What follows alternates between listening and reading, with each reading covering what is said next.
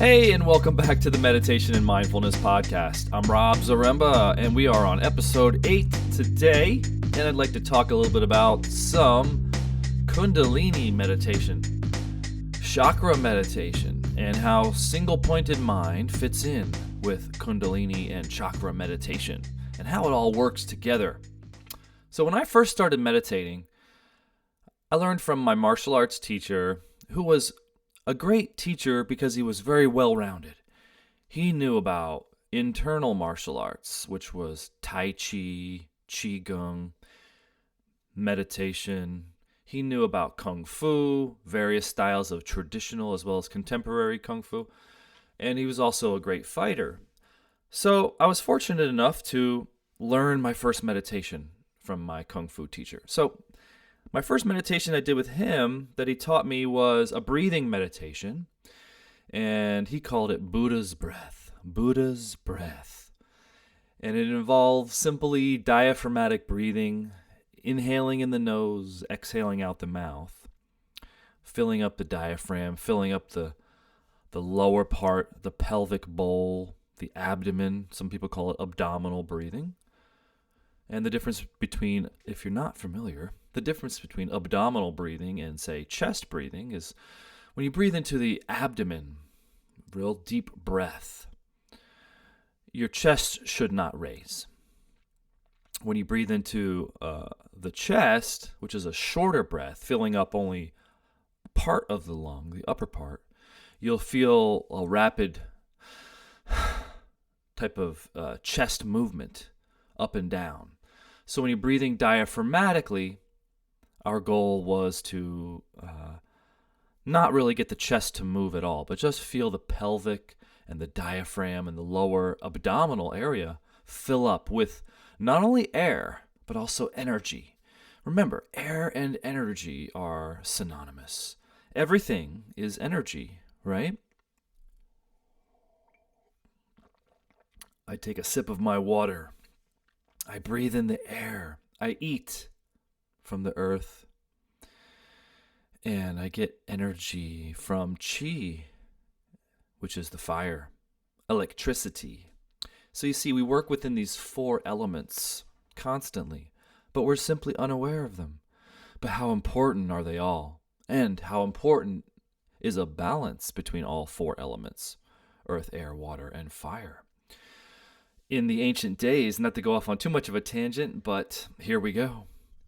The ancient days of the immortals, they told of stories that where they would use and utilize the 4 elements in their daily lifestyle in order to enhance vitality, increase lifespan. And there are stories of the immortals who lived for hundreds of years, some even thousands. Now, whether that's true or not, we don't know.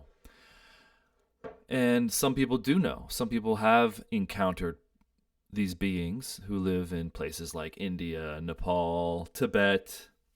You know, obviously they're not really hanging out in the city, or maybe they are, and we just don't see them.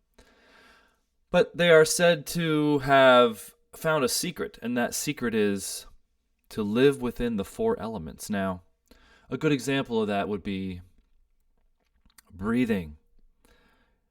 Deep breathing in the air, making sure we're consciously breathing at every moment if possible, or at least throughout the day when we remember. Taking a conscious breath. Number 2, drinking water and bathing in water. Water, the element, has the ability to heal, and it has the ability to cleanse. And it cleanses our energy body.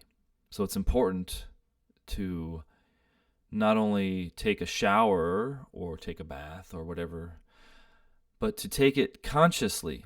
And when you get in your shower and you feel the water, also feel it, how it cleanses and relieves energetic tension and can actually wash away energetic residue from the day or from your dream plane, which is why I'm a big believer in making sure that you take a shower before you meditate in the morning. That way you're fully awake and you've washed away any type of residual, astral, dream plane residue that might still be residing in your aura.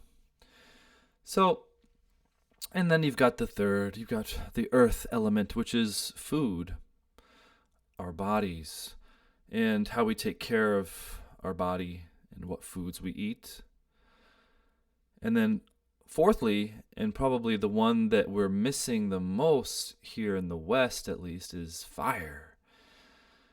These immortals were known for being around fires, making fires, doing fire purifications. Fire has also the ability to transform. Fire is the element of transformation. So when you're around fire, fire is transforming one element into another. And when it's missing from our lives, we're missing that power to transform. Fire is passion. Fire is kundalini, chi. This energy is electricity. When we're missing that element from our lives, we're missing a lot of an important dimension of vitality and purification, because it helps change you, helps transform you. So literally being around physical fire is an extremely healthy practice, which has been long forgotten here. But a lot of people do fire purification. You can look that up. Get a little fire pit, and when you can, make a fire in your backyard and just kind of feel it. Just feel what it's like to be around fire. It's very primal. It brings you back to a certain sense of an ancient, forgotten practice, dancing around the bonfire at night, sitting around the fire, cooking from the hunt, anticipating that meal, sitting around the fire being told stories from the elders, and gazing into the flames at the dancing flame that, just harkens back to a tribal sense of what humanity is and how fire has always played a role in human life. So these four elements are extremely important, and they're also extremely important in your meditation. So if your meditation is missing any one of these elements, it'll be out of balance. When we talk about the four elements within meditation, we could talk about the body as earth, the posture, the structure. We could talk about the breath as air, making sure that your breathing is clear. There are exercises called pranayama in the yogic systems for cleaning the breath channels, the nostrils, various alternate nostril breathing, maybe counting an inhalation, holding a breath for a count, and then exhaling with a particular count. All of these exercises are meant for not only control and mastery over the breath, but ultimately mastery over the mind. Because the way that you breathe and the way that you use the mind are also connected. And so the mind is also part of the air element. But as well, of course, the purification process that occurs with breathing and ensuring that you don't have some obstructed airways, even on the physical. A lot of people have, interestingly enough, a lot of people have nasal congestion.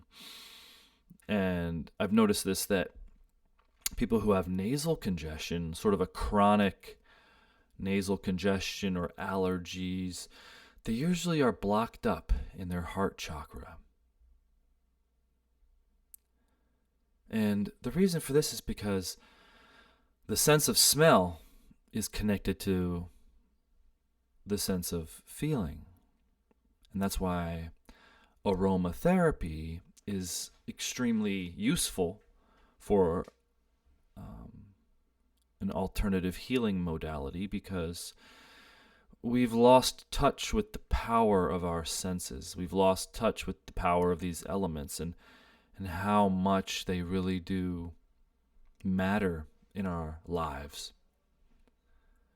So with the body, you have earth. With the air, you have the mind and the breath. With the water, I would say you have the emotion and the ability to, also part of the ability to feel, to have compassion, to have that open heart chakra as well. And of course, with fire, you have the passion, the intensity, the kundalini, the chi, the prana, the fire, the energy, the electrical element.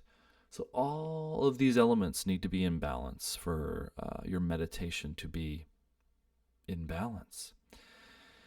And if it's not in balance, it just won't flow probably as well as it could, right?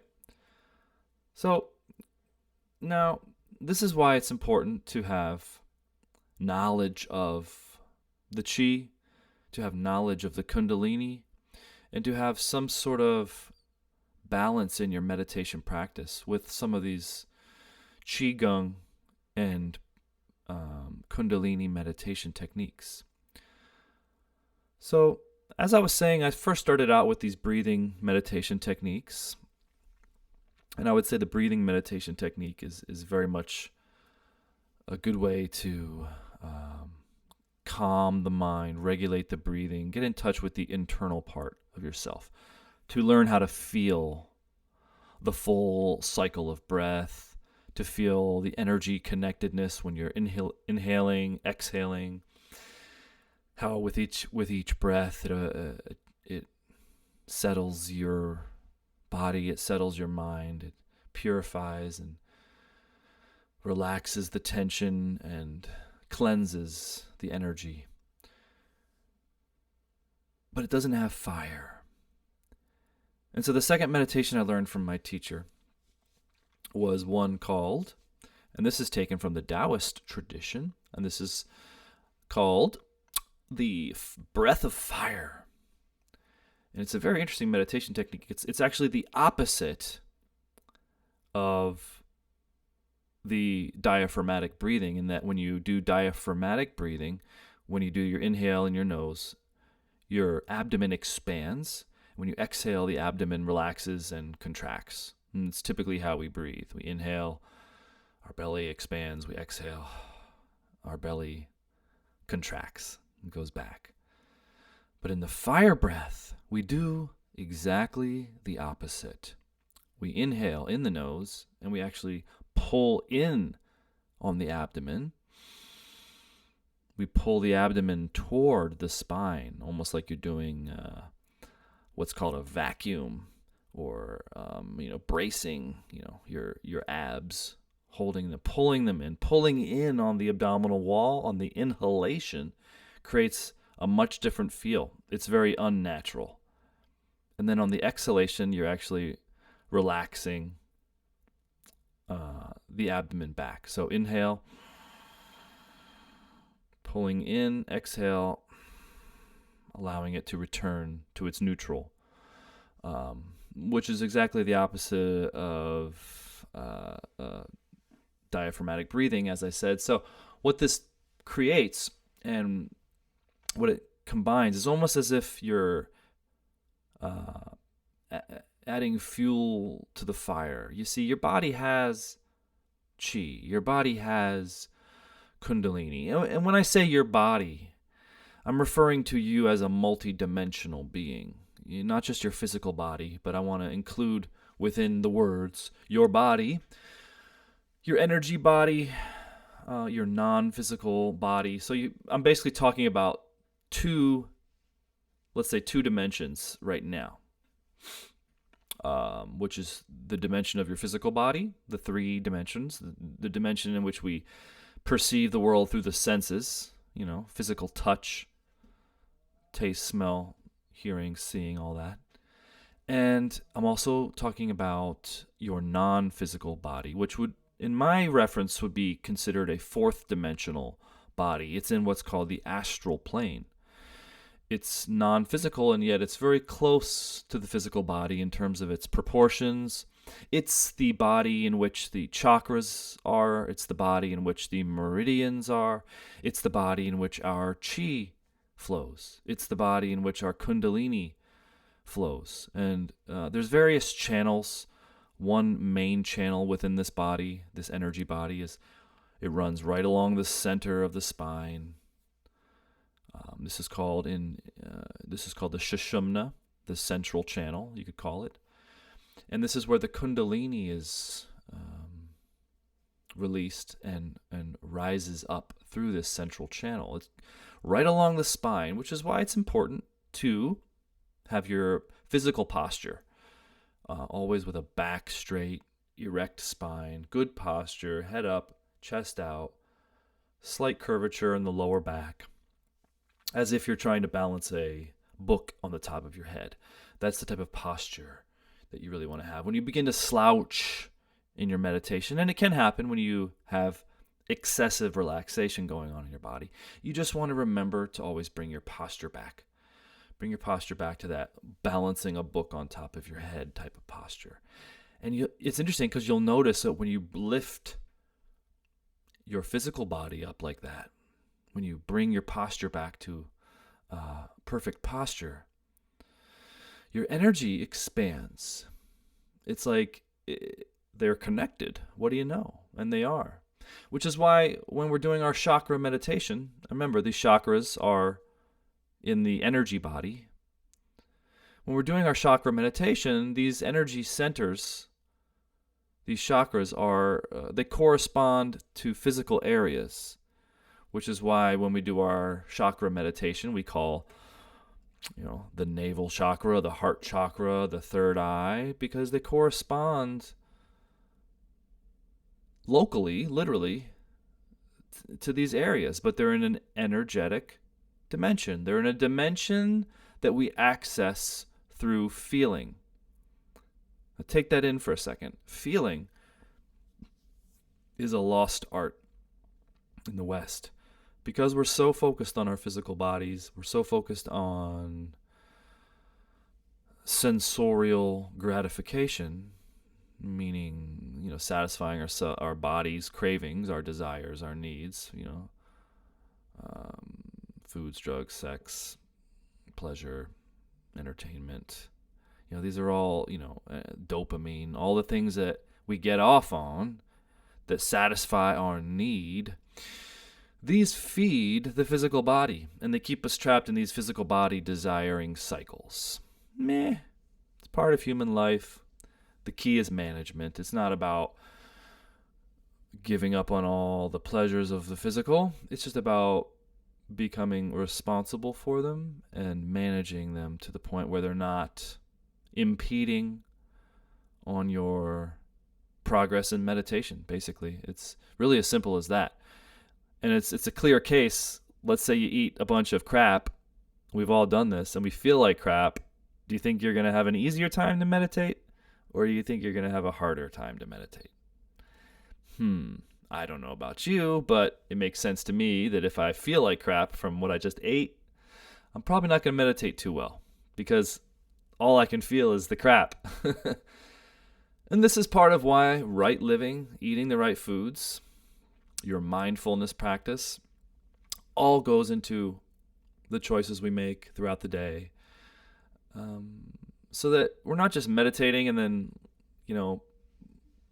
living an irresponsible life outside of our meditation practice.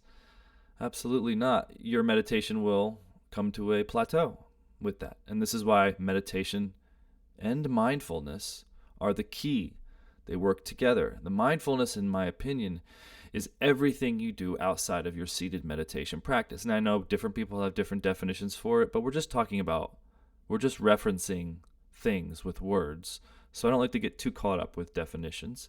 I think it's pretty clear as to what I'm talking about when I say meditation is your seated practice where you attempt to still the mind, and mindfulness is everything you do outside of that, your active state.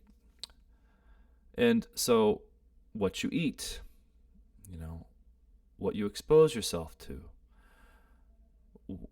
where you allow your mind to go or not to go. This is all part of your mindfulness practice.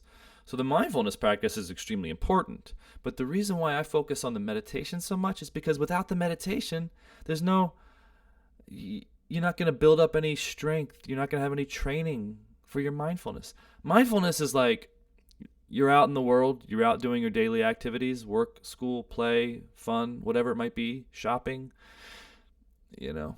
picking up your groceries. All of that is like what you're preparing for, living. Your life is what you're preparing for within the meditation. The meditation itself should be thought of as it's time to train. It's time to sit down and focus. It's time to go farther than I've ever gone before. Work harder than I've ever gone before. Let go of more than I've ever let go of before. Surrender deeper than I've ever surrendered before. Whatever stage you're at in your meditation, you should consider that period your training for what comes after. So when you open your eyes and you get up from your cushion, you get up from your seat, whatever it might be, you come down from levitating, you now have to live. And do you want to just go right back into some sort of a mind state you were in prior to the meditation? No. The meditation is what gives you ground. The meditation is what gives you the higher state of consciousness that you then cultivate, maintain, remember throughout the day. That's the whole point. And so it's kind of a moot point if you don't meditate. So everything centers around meditation. If I was to look at a diagram, meditation would be in the center, and then mindfulness would be everything around meditation. It's really that important. And this becomes clear when you actually practice. When you actually sit down and realize that every single day you need to meditate. Because we live in a world, it's not pristine, it's not perfect necessarily. It can be, if you view it through a perfect perception, it's just as perfect as any world. But that's more of the higher state of consciousness that you'll discover in meditation, and that everything is always beautiful, everything is always bright, everything is always shining when you view things from a higher dimension. But we don't live in a world that everyone is there. So we have to make preparation for that. We have to be vigilant with our practice. And this is why we have to meditate every day, because without a secure practice, without a steady, consistent type of training system that you put yourself through, you'll be swept away by the world. You'll be swept up in the wave of the world, because if you haven't noticed, it's pretty darn awesome out there nowadays. We got everything we ever wanted at our fingertips, on screen. I want to talk to you online. I want to find out anything there is to find out. Is knowledge of the world at my fingertips. And so there's so much to get caught up into that we can simply forget about why are we here in the first place. See, it's kind of a thing where, what's the point of all this? You have to always come back and ask yourself, what's the point of all of this? What's the point of me meditating? What's the point of me not meditating? What's the point of me being alive? Am I here for a reason? Am I here for a purpose? These are important questions to continually ask yourself. Am I fulfilling my purpose? Is there a purpose? Is there a reason? Is there something more real? Why am I here? And ultimately, what and who am I really? At my essence, at my core, what are we really? So this should always be part of your contemplations, because they keep you remembering who and what you truly are. Because there's got to be something real. There's got to be something that's true. There's got to be something that's actual, that's reality. And how else will you discover that without finding out for yourself? You'll either listen to someone else and trust that they know what they're talking about, and you can fully trust in what they say, and hey, that's the path a lot of people take. Or you can find out for yourself and then look around for clues. Hey, has anybody else found this? Because if there's no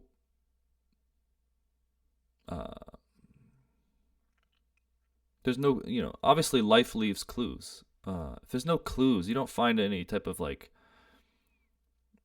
other people should have had this experience as well of reality. If there's a reality, it should be a consistent realization somewhere in the history of life. And we do have this. And this is what the history of realizers is. Spiritual masters have incarnated throughout time. Talking about Buddhas, talking about, enlightened beings. They've incarnated throughout all of time. Why? They are awakened ones. They realize the truth and remind us of what it is. It's all it is. Because it's so easy to forget in this world, because the world is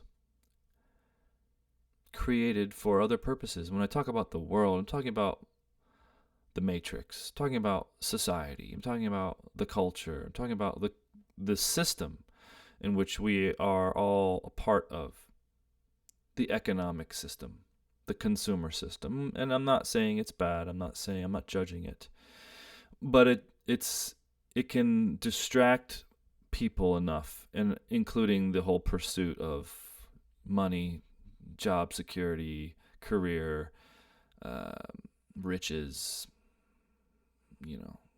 going to school, not going to school, all the societally conditioned type of choices available to us. This is what I call the world. In other words, the world is there for you to choose from, make your choice. And it'll always be there. And this is what's called samsara. Samsara is the illusion.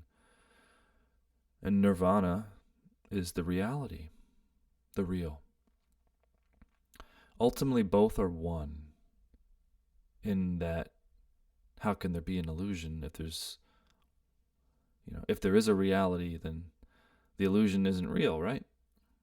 It's just a dream, a perception. Many ways have been put forth as to how to describe the cycle of worlds, dimensions, creation, samsara, all the cycles and worlds that are ruled and conditioned through time and cycles. These are worlds of illusion. They're not anything that changes.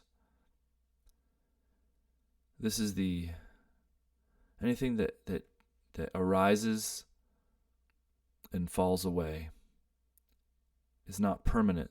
Everything that's known as impermanence is an illusion. But we get caught up in it because it's so available. It's because we're born into a fairly unconscious world, let's face it. Now, if you were lucky enough to be born into a conscious family, a conscious society, and certainly there are, that's great. Well, you probably have some pretty good karma then. And you probably have a less difficult time to overcome your conditioning compared to someone who's been born into a very unconscious family with an unconscious culture and unconscious society, of which a lot of us in the West have been cultured, conditioned, educated, indoctrinated through the various systems and cults that exist within culture and society. And so these acculturations, these conditions of the mind, are the deep-rooted archetypes of how our mind works, how we perceive. And so this is what we're looking at. This is what we're trying to overcome, just to find out who we are. And then once we find out who we are, well, why did we incarnate again then? Didn't we figure it out last time? Because to me it seems as if what makes sense the most is reincarnation. If you look at nature, if you look at everything in life, it's a cycle. Day and night, year after year, season after season. Look at the way a plant grows, a tree grows, nature. It's evident in nature. Nature is an expression of life. Life is all there is. Life is God. God is a living thing. It's the totality of everything and nothing and everything in between. So, this is it. This is life. We're here.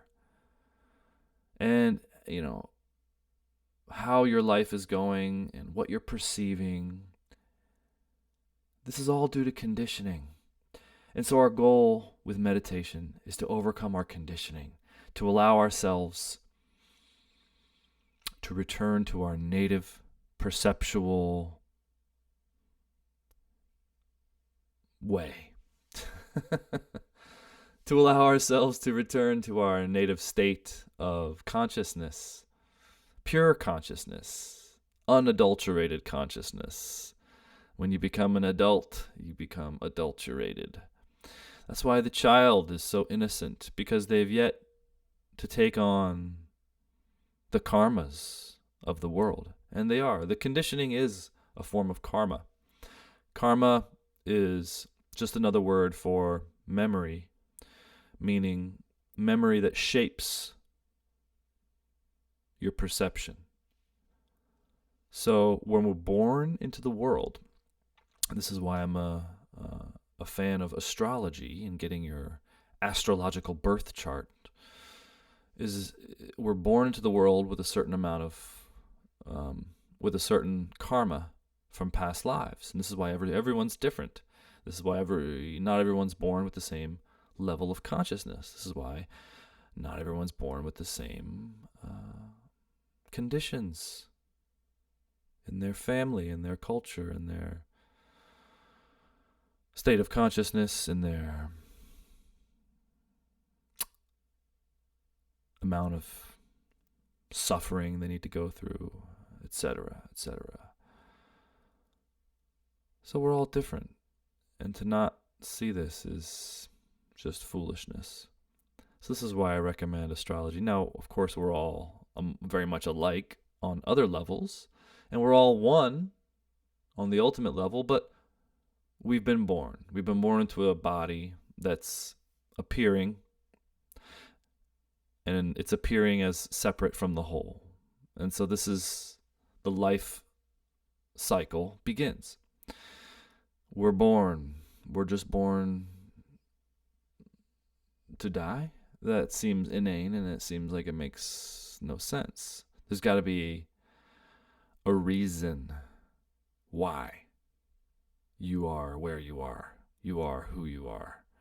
Now, you can find out the reason why you are who you are. If you have an identity, you can kind of reverse engineer that and understand that this identity that you've become, the name, the memories, it's all part of this life's conditioning.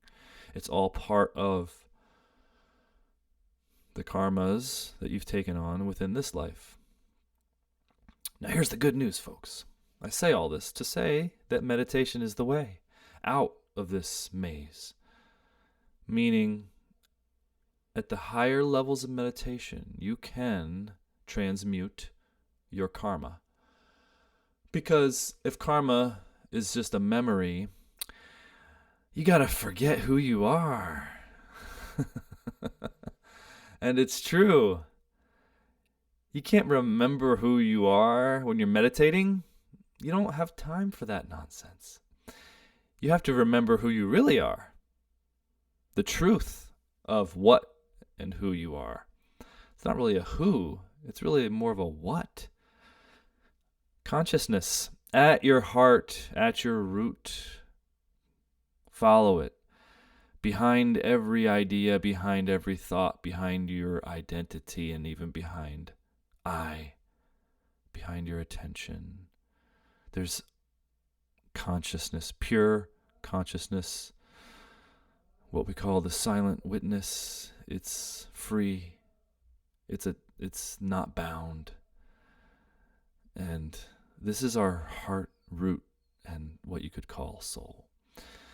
So with that, ladies and gentlemen, I will leave you and see you in the next podcast. As always, meditate, and if you need to find me on Facebook, search Rob Zaremba, ROBZAREMBA. That's ROBZAREMBA on Facebook. Send me a message or join my Facebook group, Meditation and Mindfulness. Search on the groups Meditation and Mindfulness on Facebook and join us there for meditation, more conversation about meditation. And on that note, I will see you guys in the next podcast. Take care. And I love you. Bye.